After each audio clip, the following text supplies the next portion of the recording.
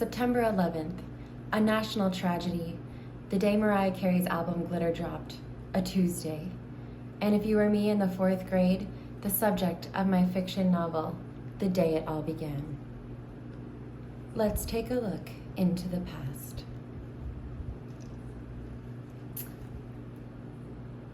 I would like to dedicate this book to all of the families of the victims of September 11th. Not the victims, just their families. It was a normal day in New York. I had a day off from school, some sort of teacher meeting, bunch of cuts. The day the terribly tragedy occurred. This was before spell. Okay. Editing. I had been up since 6 a.m. to get ready for a dentist appointment. By the time I had eaten breakfast, got dressed, and everything else you do on a normal morning, it was 8:40 a.m. See, we're doing the timeline. Mom and I were getting our bikes out. This is me and my mom in fiction. The sun was shining so bright that it glinted off the buildings, which made the city look more beautiful than it already was. And the sky was an indescribable blue. Art. We live 2 blocks away from the Twin Towers.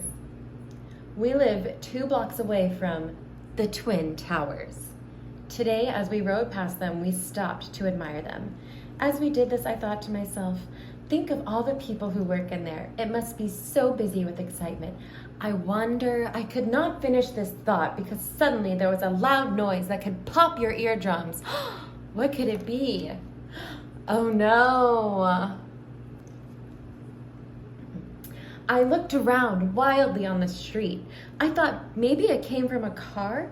Suddenly, my mom grabbed my shoulder. She could barely speak. The loud noise continued. I had to shout to be heard. Mom, what's wrong? I shouted. Loana! I made that up. Loana, look! She pointed upward. I looked quickly. What I saw was a very strange but very scary sight. I saw what was making the noise. A passenger plane was flying way too low.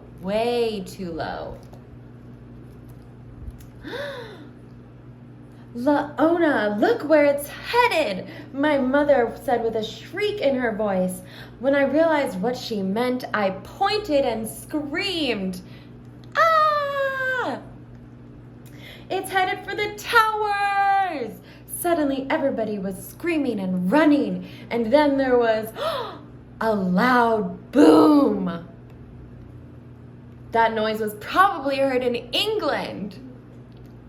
Okay. Then the same noise that made us all look up in the first place came back. It was another plane. Who would do this? I asked myself. The second plane hit the second tower. We all watched. In our heads, we were telling ourselves, run, don't just stand there, run. But we were terrified. We couldn't move. This is pretty scary.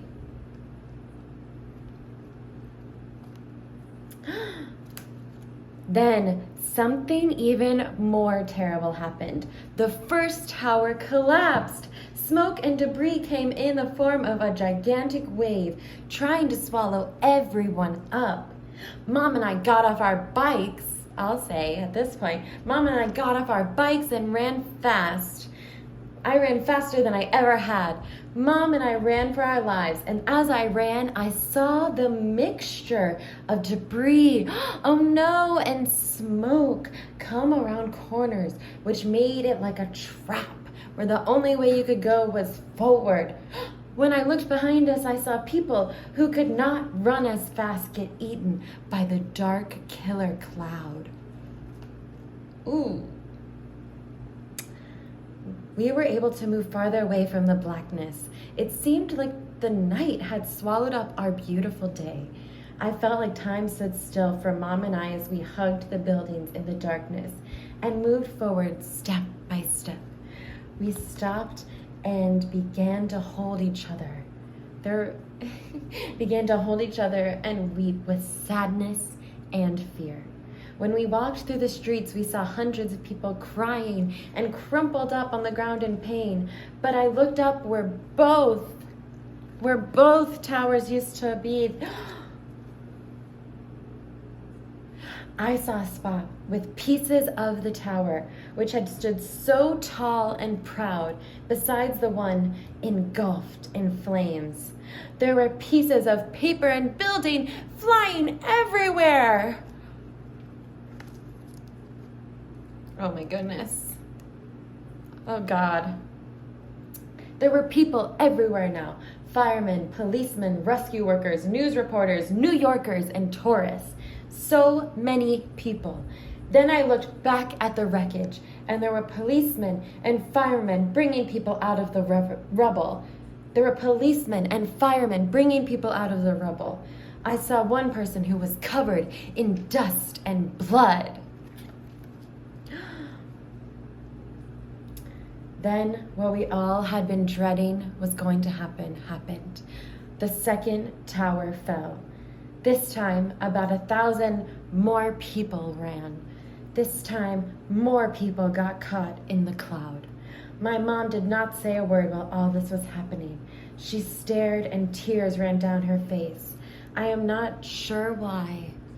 Were her tears from sadness or from anger?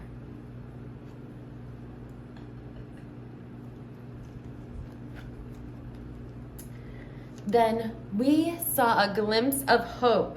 The bridge that connected New York to New Jersey. We all ran towards New Jersey. While we were there, I lost track of time. That happens in New Jersey, actually. We wanted to see what was happening in our beloved city of New York, and most of us decided to cautiously walk back towards the site of the tragedy. But, oh no! The chaos lasted for days. When we managed to get back to our apartment, we found everything we owned covered with a thick layer of gray dust. Our bicycles had long been forgotten. We spent days trying to save what we could. It was a terrible time. Sounds like it.